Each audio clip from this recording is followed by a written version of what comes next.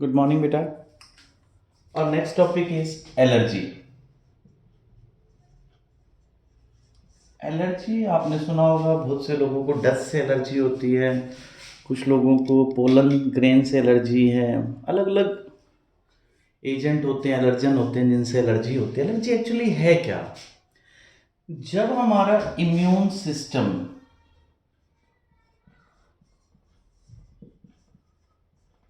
फूल हो जाए, पागल हो जाए, foolishness of the immune system. अब इम्यून सिस्टम कैसे पागल हो जाए? when immune system respond to non harmful substances,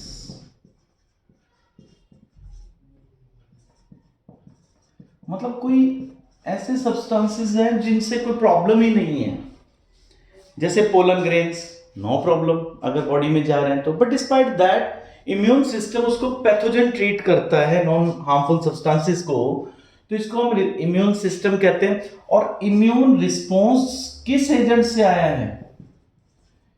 जैसे कोई पेशेंट है जिसमें पोलन ग्रेन से इम्यून रिस्पॉन्स आता है, तो इसको क्या कहते हैं? अलर्जन। अलर्जन जैसे फॉर एग्जांपल पोलन ग्रेन, जैसे डस्ट, मतलब कोई लॉजिक नहीं है उसका अटैक करने का। तो कैसे अटैक होता है? एलर्जी दो तरह की होती है, एक तो जनरल, पूरी बॉडी में ही एलर्जी हो जाए, एक लोकल, जहां से पोलन ग्रेन या ये एलर्जन आ रहा। देखो, एलर्जी की जो रिस्पॉन्स आएगा कि मतलब पेशेंट में कैसा दिखेगा असर हमारे को, तो देखो ये दो तरह का है, लोकल अफेक्ट करे और एक जनरल अफेक्ट करे। लोकल कैसे? साइट ऑफ एंट्री पे। अब जैसे पोलन ग्रेन एंटर किया है, पोलन ग्रेन हमें पता है, पोलन ग्रेन है या डस्ट है, ये किसके थ्रू गए हैं? एयर के साथ गए। एयर कहाँ जा रही है? लंग्स में। लंग्स में अटैक हुआ तो क्या होगा? तो वहां पे जो मास्ट सेल्स होती हैं हमारे कनेक्टिव टिश्यू में, जो इस रेस्पिरेटरी ट्रैक्ट में मास्ट सेल्स होंगी, वो क्या रिलीज करेंगी? हिस्टामाइन और सीरोटोनिन। ये दो एजेंट होते हैं जो एलर्जी कॉज करते हैं, हिस्टामाइन और सीरोटोनिन। अब जब हिस्टामाइन और सीरोटोनिन इस रीजन में, जैसे अपर रेस्पिरेटरी ट्रैक्ट पे रिलीज करेंगे, तो उससे क्या होगा? उससे रेड आईज हो जाएंगे बेटा। और एंटीबॉडी कौन सी बनती है? याद रखिएगा, एंटीबॉडी ई बनती है एलर्जी में। तो इसमें हे फीवर सिम्टम्स आएंगे, जैसे sneezing, watery eyes, running nose, difficulty in breathing. तो क्या क्या सिम्टम आए? स्नीजिंग, रनिंग नोज, आईज, ठीक है जी। और उसके बाद ब्रीदिंग में डिफिकल्टी, डिफिकल्टी इन ब्रीदिंग। अब एक पेशेंट है, उसके साथ ऐसे सिम्टम आ रहे हैं, इसको क्या कहेंगे? Hay fever. इन सिम्टम्स को मिला के कहते हैं। तो हे फीवर आ गया उसमें। तो क्या करना चाहिए? ऐसे पेशेंट को हम क्या देते हैं? एंटी हिस्टामाइन ड्रग्स देते हैं। अब एंटी हिस्टामाइन ड्रग कौन सी होती है? जैसे सिट्रीजिन, आप घर देखिएगा पड़ी होगी, लिवोसिट्रीजिन, ठीक है जी। तो ये टैबलेट्स हम देते हैं, वो एंटी हिस्टामाइन है, हिस्टामाइन का रिलीज बंद कर देंगे और एलर्जी ठीक हो जाएगी। ये तो हो गया कि जिस एरिया में एंट्री हुई है उसमें सिम्टम्स आए हैं ये, ठीक है। अब ये मास्ट सेल्स हिस्टामाइन रिलीज करते हैं, एंटीबॉडीज ई रिलीज होती है एलर्जी में। अब अगर जनरल हो तो, जनरल का मतलब जैसे किसी को हमने ए ब्लड ग्रुप वाले को बी दिया, या जैसे किसी को पेनिसिलिन, एक एंटीबायोटिक है, वो उसको एलर्जी कॉज करता है, रिएक्ट करता है। तो जैसे फॉर एग्जांपल हमने पेनिसिलिन इंजेक्ट कर दिया उसकी बॉडी में, जैसे किसी को डाइक्लोफेनेक सॉल्ट से प्रॉब्लम है और आपने उसका इंजेक्शन लगा दिया, तो क्या होगा कि ये पूरी बॉडी में गई ड्रग, जैसे सर्कुलेट करेगी, इंजेक्शन लगाएंगे तो ब्लड में जाएगी, तो पूरी बॉडी के अंदर ये रिस्पॉन्स शुरू हो जाएगा। पूरी बॉडी के अंदर हिस्टामाइन रिलीज होगा, सीरोटोनिन रिलीज होगा, एंटीबॉडीज ई बनेंगी, और ब्लड वेसल्स डायलेट कर जाएंगी। ब्लड वेसल्स डायलेट करेंगी तो क्या होगा, ब्लड प्रेशर डाउन आएगा और डेथ हो जाएगी बेटा पक्का। इसको कहते हैं एनाफाइलेक्टिक शॉक, एनाफाइलेक्टिक शॉक, और ये डेथ कॉज कर देगा। तो इसके लिए क्या करना चाहिए, तुरंत हमें उसको एंटीहिस्टामाइन इंजेक्ट करना चाहिए उसकी बॉडी में, जब एनाफाइलेक्टिक शॉक हो, पूरी बॉडी में एलर्जी होगी। नेक्स्ट है बेटा ऑटो इम्यूनिटी। एलर्जन का पता कैसे चलता है, डॉक्टर इसको पता करने के लिए क्या करते हैं, थोड़े थोड़े एलर्जन बॉडी के अंदर इंट्रोड्यूस करवा के देखते हैं, जैसे पोलन ग्रेन से है या डस्ट से है, फिर हम स्टडी करते हैं। आजकल टेक्निक अलग है, हम लोग केमिकल एग्जामिनेशन से भी बता देते हैं, ब्लड रिपोर्ट से बता देंगे हम। टेक्निक्स है कि किस एजेंट से ब्लड के अंदर जो ड्रग है या एजेंट है, एलर्जन है मतलब, उससे चेंजेस आ रहे हैं पर्टिकुलर जो एलर्जी में आएंगे। उसके बाद है बेटा एक ऑटो इम्यूनिटी, ये भी एक ऐसा ही सिस्टम है। ऑटो इम्यूनिटी में क्या होता है कि जब सेल्फ को इम्यून सिस्टम नॉन सेल्फ मान ले, मतलब अपनी ही सेल्स को नॉन सेल्फ कह दे, उसको रिजेक्ट कर दे। जब आपका इम्यून सिस्टम, किसी पर्सन का इम्यून सिस्टम सेल्फ सेल्स के ऊपर, सेल्फ टिश्यूज के अगेंस्ट काम करे, ऐसा क्यों होता है, कई बार ऐसा होता है बेटा कि जैसे एक पर्टिकुलर पैथोजन एंटर किया, ठीक है, उसका प्रोटीन ऐसा था, फॉर एग्जांपल एक लेके चलते हैं जैसे, और आपकी सेल्स के ऊपर भी प्रोटीन है, मान लीजिए लगभग आपकी सेल्स की तरह का ही था, किसी टिश्यू की तरह का। तो जब वो इसको पैथोजन ट्रीट करते हैं, बाय मिस्टेक वो आपकी सेल को भी पैथोजन ट्रीट करते हैं, तो वो सेल्फ सेल्स के अगेंस्ट भी काम करते हैं। This is called auto immunity, ठीक है बेटा, ऑटो इम्यूनिटी। इसके बाद बेटा immune system in the body. अब हमारी बॉडी में ये इम्यूनिटी कहां से स्टार्ट होती है, कैसे स्टार्ट होती है, कौन कौन से ऑर्गन्स आपके बी सेल टी सेल बनाने में इन्वॉल्व होते हैं, छोटा सा टॉपिक है बेटा, immune system in the body. Immune system in body, हमारी बॉडी में इम्यून सिस्टम कैसे काम करता है। हमारे इम्यून सिस्टम में कौन कौन होता है बेटा, lymphoid tissues, lymphoid tissue organs, sales,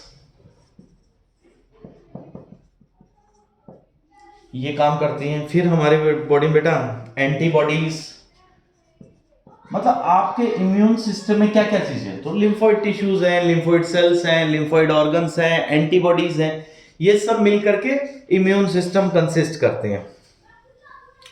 अब एक ही इम्यून सिस्टम के अंदर, इम्यून सिस्टम क्या करता है, देखो इम्यून सिस्टम से पैथोजन को इनकाउंटर करते हैं, पैथोजन इनकाउंटर होता है बेटा, प्लस सेल्फ नॉन सेल्फ को बॉडी आइडेंटिफाई करती है कि कौन सा टिश्यू मेरा है, कौन सा मेरा नहीं है। अब जैसे कोई पर्सन किडनी ट्रांसप्लांट करवा ले, तो उसका इम्यून सिस्टम उस किडनी को रिजेक्ट करता है बेटा, तो ये इम्यून सिस्टम का ही काम है, तो हमें उसके लिए मेडिसिन लेनी पड़ती है।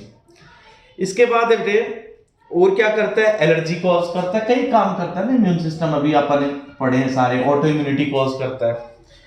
तो हमारे लिम्फॉइड ऑर्गन कौन कौन से हैं, लिम्फॉइड ऑर्गन्स होते कौन से हैं, लिम्फॉइड ऑर्गन्स वो होते हैं बेटा जहां पे ओरिजिन, मैच्योरेशन या प्रोलिफरेशन, ओरिजिन, मैच्योरेशन या प्रोलिफरेशन ऑफ लिम्फोसाइट्स हो रहा, मतलब बी सेल टी सेल्स जहां से बन रही हो, जहां पे वो मैच्योर कर रही हो, जहां पे वो प्रोलिफरेट, नंबर इंक्रीज कर रही हो, उन सारे ऑर्गन्स को हम क्या कहेंगे, लिम्फॉइड ऑर्गन्स। तो हमारी बॉडी में लिम्फॉइड ऑर्गन्स कौन से हैं, मेनली दो हैं बेटे। लिम्फॉइड ऑर्गन्स को अगर आप देखो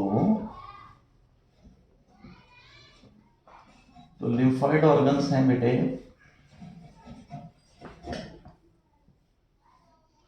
हमारी बॉडी में लिम्फॉइड ऑर्गन्स कौन है? एक तो बेटा बोन मैरो, बोन मैरो आपको पता ही है, जहां पे ये लिम्फोसाइट्स ओरिजिनेट करती हैं। एक होती है बेटा thymus gland. Thymus gland heart के पास होती है, लंग्स के बीच में, पिंक कलर की, हमने +1 में पढ़ा था हार्मोन वाले में। तो ये थाइमस ग्लैंड एक एंडोक्राइन ग्लैंड भी होती है और साथ ही साथ ये आपके इम्यून सिस्टम में भी काम करती है। ये कौन सा हार्मोन निकालती है अगर आपको याद हो तो ये थाइमोसिन निकालती है और इसका काम भी हमारे इम्यून सिस्टम में है। तो यहां पे हमारी सेल्स ओरिजिन करती हैं।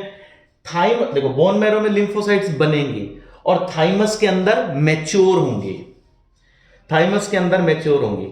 तो बोन मैरो और थाइमस को हम कहते हैं हमारे प्राइमरी लिम्फॉइड ऑर्गन्स।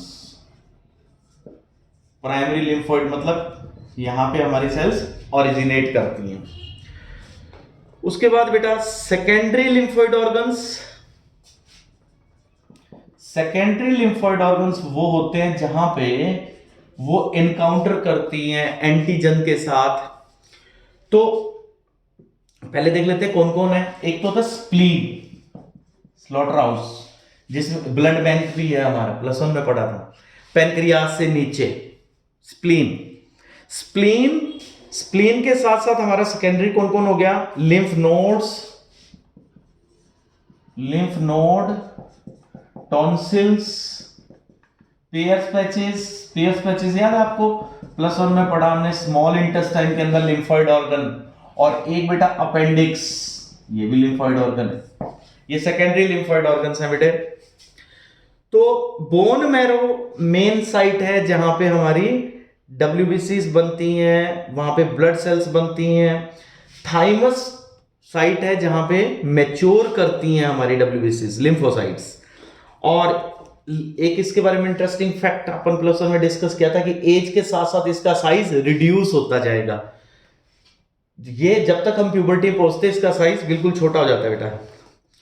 तो अब बात करते हैं कि ये सेकेंडरी वाले में जैसे स्प्लीन क्या करती है। स्प्लीन एक बीन शेप्ड ऑर्गन है बेटा, it's a bean shaped organ. और इसमें मेनली लिम्फोसाइट्स होती हैं।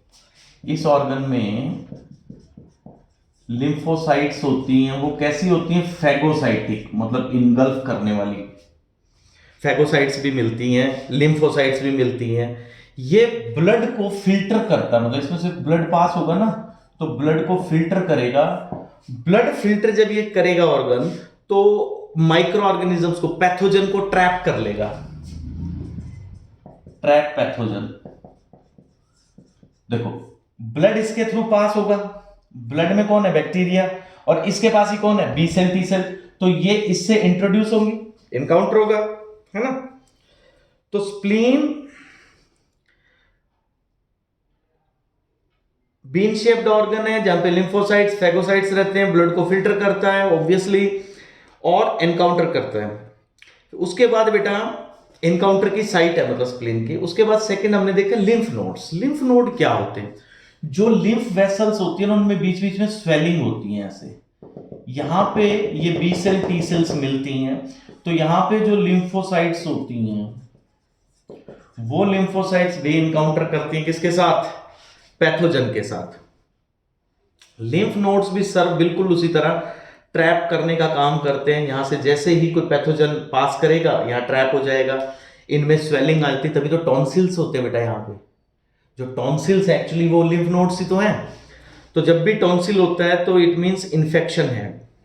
और यहां पे कौन एक्टिवेट? जैसे ही पैथोजन यहां से आएगा, यहां पे जो लिम्फोसाइट्स हैं वो एक्टिवेट हो जाएंगे। मैं फिर से रिपीट कर रहा हूं, बोन मैरो में lymphocytes B cell, T cell बनती हैं। थाइमस के अंदर मैच्योर करती हैं। स्प्लीन के अंदर ब्लड फिल्टर होता है, पैथोजन को ट्रैप करती है, लिम्फोसाइट्स से इनकाउंटर होता है। इसी तरह लिम्फ के अंदर लिम्फ नोड्स है, इसके थ्रू जैसे ही माइक्रो ऑर्गेनिज्म पास करेगा यहां इनकाउंटर करेगा।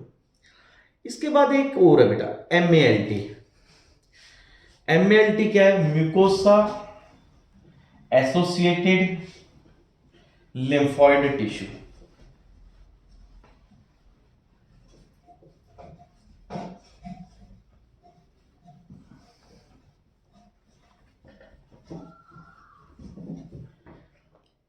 MALT। हाँ जी, this is mucosa associated lymphoid tissue.